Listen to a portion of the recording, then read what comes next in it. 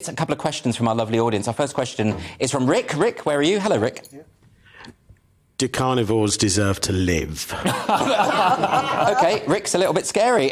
This is comments made by Oxford University academic Dr. Michael Plant, which is a vegetarian's name if ever I heard one. He said, it can be ethical to let meat eaters die because of the suffering they've caused to animals. And Dr. Plant is a philosopher who focuses on happiness. Actually, he's not a vegetarian. He describes himself as a welfaretarian, which is someone who eats animals only if the creature experienced a happy life prior to their death. I mean, how do you know that? Like, how do you assess whether a chicken is happy? Like, exactly. And how far do you take this? Do you only eat chickens that have thrown themselves onto the butcher's knife themselves or fallen out of trees? I don't understand it, but do you think he's got... I mean, look, to be fair, it was an Oxford University seminar in philosophy. Philosophers ask odd questions to explore ideas. I don't think he seriously means that it's OK to let carnivores die. Again, we shouldn't chastise him too much because that would be restricting his free speech to ask ridiculous questions. But yeah, I mean, I think if we're going to look at animal welfare, we need to look at whales. Because you kill one whale, you get enough meat for, 100 cows.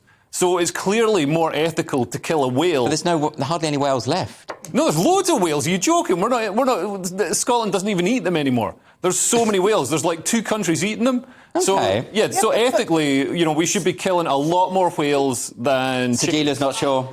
I don't like the idea of eating whales or dolphin-y type things. I don't really like... What do you make of this philosopher? Do you think it's fair enough? I mean, I think it is just a philosophical question in a class. It's hypothetical. Yeah, and he posed it in a very interesting way because he said that basically there was a dilemma one where if a child is drowning, you will save that child to a low cost to yourself. Like basically, you save the child, but your clothes get a bit mucky, right? And then, of course, if you are someone who wants to save animals, if there's someone who's eating meat, will you save that? Well, I think what I'd do is now I would sod the child. I let him drown because why should I get my leather jacket? Yes, interesting. And You're very brutal tonight, and my beef jerky. Why should I ruin my beef jerky and my leather jacket? This is like that philosophical question they often pose, which is, if there's a burning building and you can either save the Mona Lisa or a baby, what do you do? What do you do there? Is there a way we can destroy both of them? Interesting.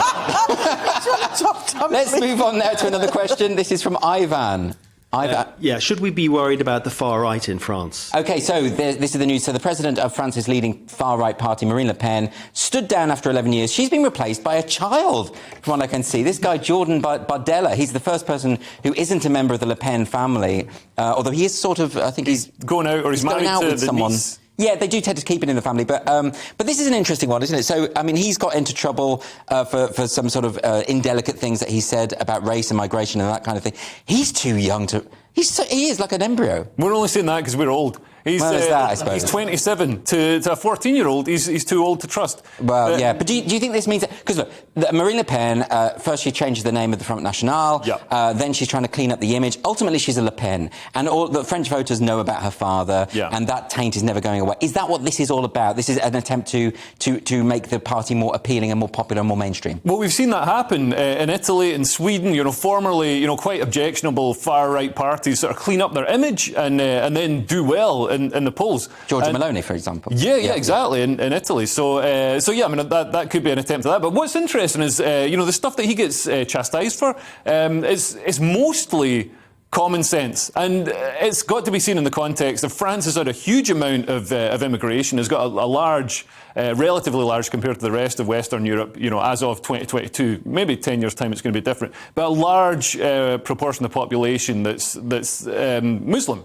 Right. And that hasn't been without consequences. So, there was a spate of terror attacks, and some of them, really large scale and but really horrific. That isn't the fault of the Muslims in France. That's a result of a tiny minority. Of some of them. It's a result of a tiny minority of reactionary, ultra-conservative terrorists. I don't think that you can import a sort of what's basically a sort of still an unreformed medieval ideology from culturally distant parts of the world and expect it to just integrate perfectly in a Western liberal democracy. Done well with Catholicism, to be honest. But there you go. Yes. Well, you're blaming me for that. Yeah, blaming you for that. Yeah. The thing is, obviously, it's interesting because there is a big immigration thing. In France, it's because we've got family there.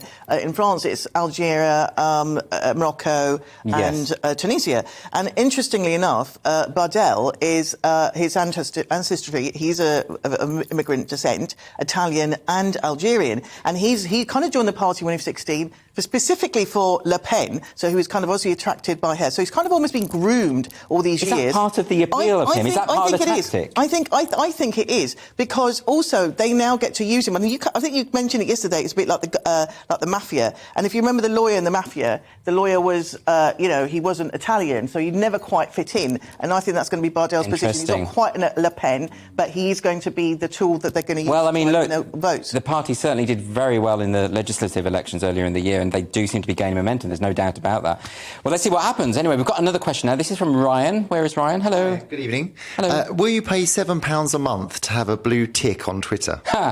So Elon Musk is causing so much problems at Twitter. People are getting very, very upset. He's now saying that, the blue check, which is the verified... Well, I mean, it was meant to be about verifying public figures so that you could distinguish between the public figures and the fake accounts. And that sort of made sense. But then Twitter a few years ago, started basically seeing it as a hierarchical thing and sort of giving the blue ticks to their mates. And, it didn't really mean anything anymore. I don't see why it's such a big deal for Twitter to charge for a service. I mean, that doesn't strike me as a big deal. What do you think? Yeah, they've got a huge black hole in their budget to fill now. I mean, it's a company that's always lost money. But interestingly, you've got a blue tick. Are you going to be paying that, I do have a blue tick. Well, the reason why I think it wouldn't be such a bad idea is you're allowed to upload longer videos, for instance, and I'm always having to cut my videos in half. It's really annoying. Yeah. So actually, it would be worth it. I think that's a good service. I don't see why anyone should begrudge paying not very much, but they put my blue tick up on the screen there. That's me feeding a kangaroo in Australia. Oh, and you don't get any of the adverts either. And you don't get the adverts. Look, and these people who are complaining about it, $8 a month, I mean, come on. Yeah. They spend more than that on... Yeah, exactly, spend more than that on Netflix. What do you think? My issue with it is, I mean, it's great. It's a great way to, it's a good idea to charge. I'm not going to be paying. I'm just going to go blue tickless, and because I don't really use it that much to make a difference. No, I'm not blue ticked. No. Oh, I thought you were. Because you're a film star. I'm a film star. Yeah, I'm like proper diva now. Why? Yeah. But I just think the problem I've got with it is that all the trolls will pay their £8 or £7 a month and then get the blue ticks. Yes, they will. But I don't like the hierarchical thing. I don't like this idea that the way that blue tick people behave on Twitter, very much like lording it over other people and like me. Anyway, the final question for the moment is from Lyle. Where's Lyle? Hello. Hello. Hi. Will Joe Biden become a lame duck president this week? OK, so this is the US midterms. This is all very exciting. And if the Democrats lose their majorities in the House of Representatives and the Senate, Biden will definitely struggle to pass any major legislation. And he's currently polling, by the way, worse than any president since the Second World War. Right. Wonder why that is. Trump. Yeah, why is that? Well, I mean, he's not doing a very good job. If you That'll be it. If you look at the prices of everything, there's rampant inflation. Gas prices are skyrocketing. Well, they've come down a little bit, but he's just not delivering as a president. And he seems to have allied himself with the real sort of extremist, radical far left of the Which was Democrat weird because Party. he was elected on the basis of not being the woke candidate. Yeah. That was why people went for him, rather than Kamala Harris or people like that. And bizarrely, the Democrats. I saw a speech by Obama yesterday. They're making democracy, the defence of democracy, as their sort of main platform. And Obama's saying, if you care about democracy, the Republicans don't respect democracy. They tried to, discount the results of the election and all this sort of stuff. But it wasn't Republicans who suppressed the Hunter Biden laptop story that was completely valid, factual. It wasn't Republicans who denied the results of the 2016 election. It wasn't Republicans who got lots of Conservatives cancelled from social media so their voices couldn't be heard. I mean, I think